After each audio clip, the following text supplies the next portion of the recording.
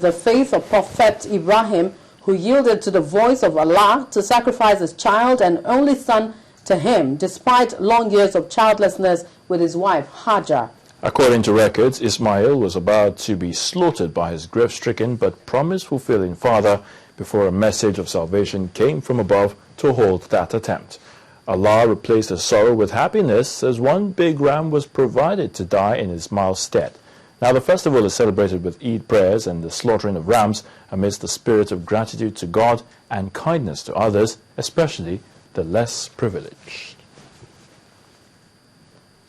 In Abuja, the Deputy Imam of the National Mosque, Malam Ibrahim Bakari, wants Nigerians to imbibe the tenets of love, faith, obedience, prayer, sacrifice, and even submission to the will of God, with a reminder that the Eid-El-Kabir festival is an occasion for displaying such virtues. Speaking shortly after leading the Eid prayers in Abuja, Malam Bakari advised Muslims and non-Muslims alike to use the occasion to renew their faith in God. One after the other, Muslim faithful converge on the Eid prayer ground in Abuja for prayers.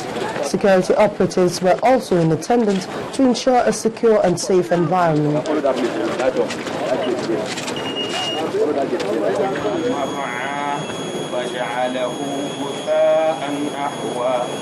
The Deputy Imam led the prayers with the Vice President and other top government functionaries in attendance.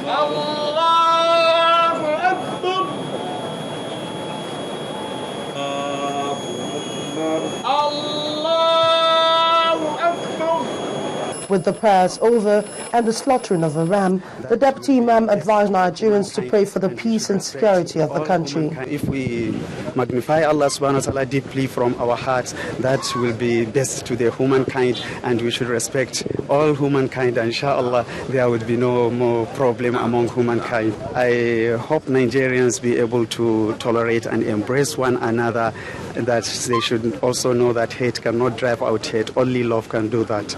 Some Muslim faithful, however, expressed optimism that the cash crunch being faced by some of them will soon be a thing of the past. Few Muslims have an opportunity to travel to their various hometown, and most people in Abuja did not travel because this year's Salah is just a pity to a lot of Muslim Ummah.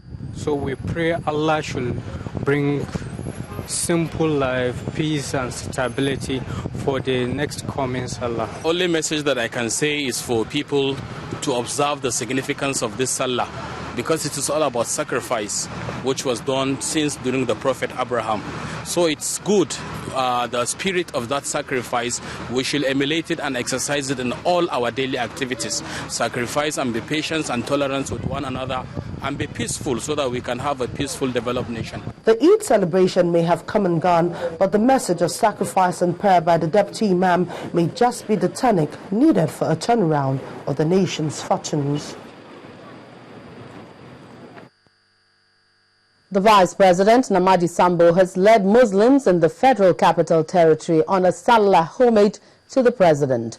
President Goodluck Jonathan used the occasion to tell of his sincerity in setting up a committee on national dialogue that the result of the national dialogue, when constituted, will be passed on to the National Assembly for inclusion into the Constitution. President Jonathan also pledged his commitment to the unity of the country, promising to leave a legacy that the future generation will cherish at all times. Our State House correspondent Chukuma Onekusi completes the His residence has been very busy as Muslim faithfuls came to pay the usual Salah homage. They were led by the Vice President, Architect Namadi Sambo. Also in the residence were clerics drawn from both Islamic and Christian sects, including John Cardinal Onayeko. In his Salah message, President Jonathan is grateful to Allah for the opportunity to celebrate in the midst of daunting challenges. We thank God for this, that in spite of the challenges as a nation we are facing, today we are celebrating the Salah. Barakah the Salah. The need for Nigerians to talk remains in his mind as he tried to disabuse the minds of those who are still in doubt over his sincerity in the move to convoke a national dialogue or conference. Because sometimes when you listen to the radios and especially you read the papers and you see sometimes even our elders are supposed to give us leadership, quarreling over nothing. Sometimes even insulting themselves and even making provocative statements that will instigate one group against the other. We felt that we cannot continue that way. The talking must have a direction. What has been happening over the pages of papers is a discussion that had no direction. Some people are still instigating others that, oh, president is doing this, the government doesn't have the capacity to do that. We are totally committed to do what is right. And this national dialogue is even critical and is even coming at the right time because the National Assembly is thinking about how they will amend Constitution and Senate. So the results of the discussions, of course, will be passed on to the National Assembly. Vice President Namadi Sambo felicitates with the President on the celebration of 53 years of independence and the political stability in the country. Excellency. He calls for continuous support. I will also urge Nigerians to continue to pray and support Mr. President to deliver the transformation agenda that will transform this country into a country that is one of the most developed countries in the world. As usual, they came with some tokens.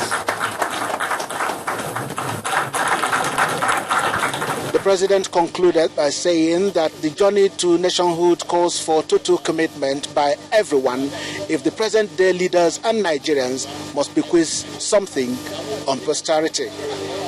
Chukuma Onwekusi, Channels Television News. Now, peace and unity also formed the crux of the Salah messages by former military leaders General Ibrahim Babangida and General Abdulsalami Abubakar, as well as the governor of Niger State, Dr. Muazu Aliyu. They were speaking after the traditional Eid prayers in Mina, the Niger State capital, where they called on all Nigerians to be their brothers' keepers. They also urged Muslims to maintain good relationship irrespective of tribe or religion and live a life of sacrifice for the overall development of the country.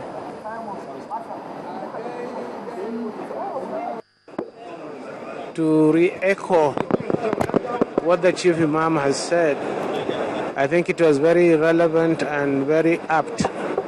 He talked about, he enjoined us to live in peace, to love one another, and to try to be law-abiding citizens. So I will re-echo what he said. This is my message to the people. So what's your message to Nigerians? Just to do exactly what the Imam has said. Be in peace with one another, maintain good neighborliness, and let everyone be his brother's keeper.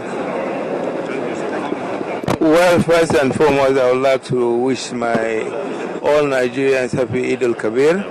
And this is a time to pay respect to the tenets of Islam, which call for peace.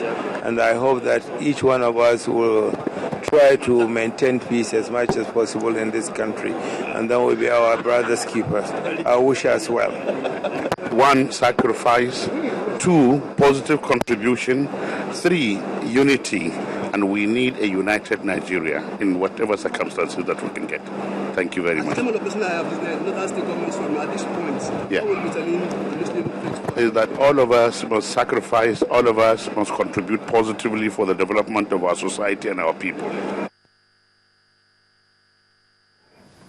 We'll take a break on News Track, and when we come back, we have more on the Eid-El-Kabir celebrations. And when News Track returns, Muslim clerics call on the Nigerian government to ensure unbiased discussion at the national conference. Stay with us. I'll be right there.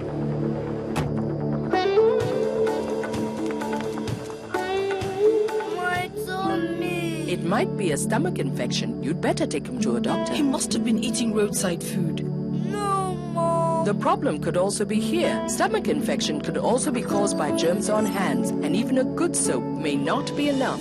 With New Lifebuoy, he will be better protected. New Lifebuoy has Active 5, the power of 5 ingredients to give you 99.9% germ protection. Oh no, not again. No, I'm hungry. New Lifebuoy.